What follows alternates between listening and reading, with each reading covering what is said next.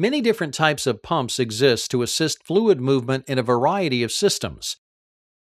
An external gear pump uses two gears rotating against each other to provide fluid movement. One gear is driven by a motor connected to a shaft.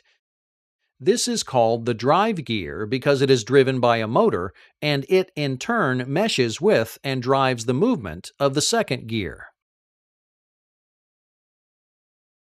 As the gears rotate away from each other and come out of mesh, they create an expanding volume on the inlet side of the pump.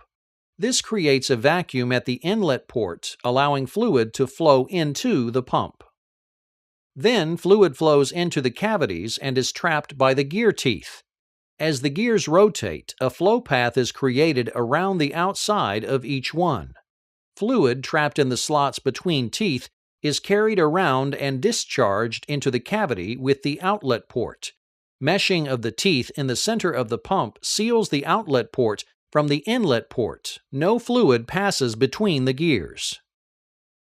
The advantages of external gear pumps are their high speed and pressure, relatively quiet operation, and that their design accommodates a wide variety of materials.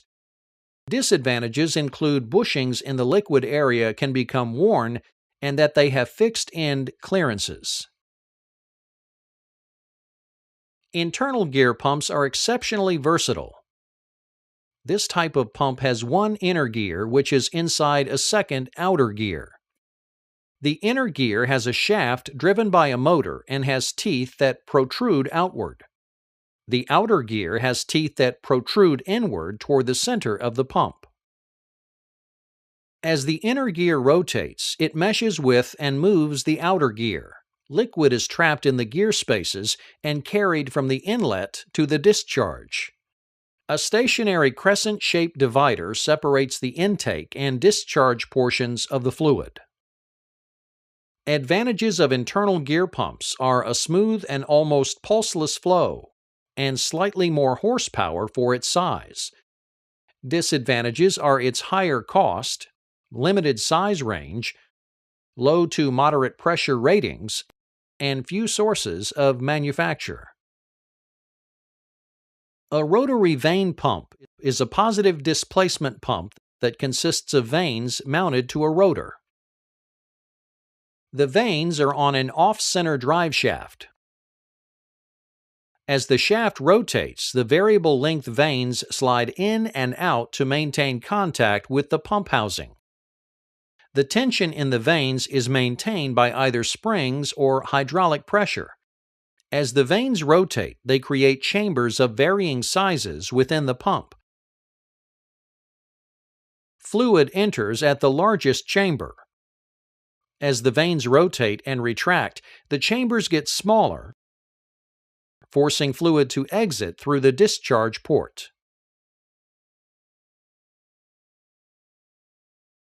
The advantages of vane pumps are that they can handle low viscosity fluids at relatively higher pressures, can dry run for short periods, and develop a good vacuum.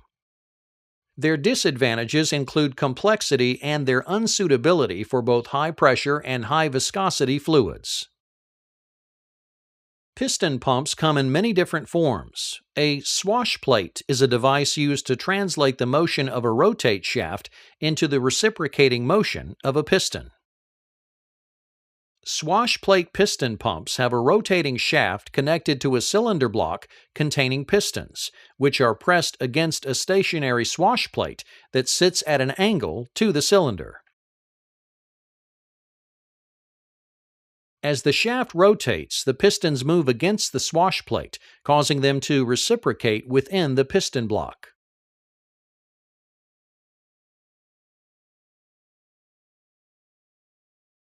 The pistons create a vacuum that forces fluid in during half a revolution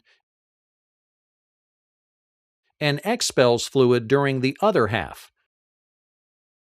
On the intake stroke, a spring ensures the pistons pull back and maintain contact with the swash plate, causing fluid to fill the empty cavity left behind. On the discharge stroke, the angle of the swash plate forces the pistons back inside the piston block and discharges the fluid. The greater the slant on the swash plate, the further the pump pistons move and the more fluid they transfer. Piston pumps, in general, are manufactured with closer internal fits than other pumps. This means that internal slippage can be less so that they operate with reasonable efficiency at pressures both too high or too low for the operation of other pumps. Radial pumps are designed so the pistons stroke in a direction at right angles to the shaft.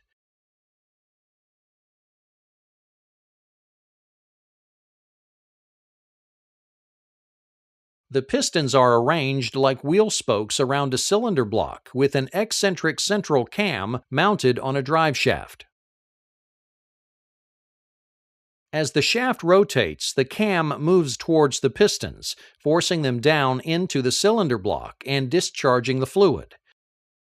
As the cam moves away, springs help retract the piston and cause the intake stroke. Check valves ensure that fluid only enters the inlet ports and only exits the outlet ports. Radial piston pumps have a low noise level, very high loads at low speeds, and high efficiency. Hand pumps are used when a source of power is not available or where the extra expense of a power pump isn't warranted. For example, they are used on shop presses and other portable equipment, serve as standby pumps, and serve as sources of emergency power. Hand pumps are always of piston type and are usually constructed with a piston working between two check valves.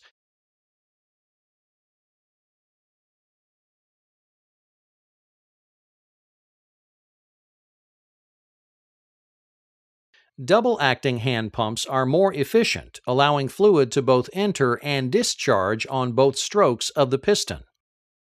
Moving the pump handle in either direction allows fluid to be drawn in from the reservoir and discharged via the outlet ports. Check valves in all locations prevent fluid backflow.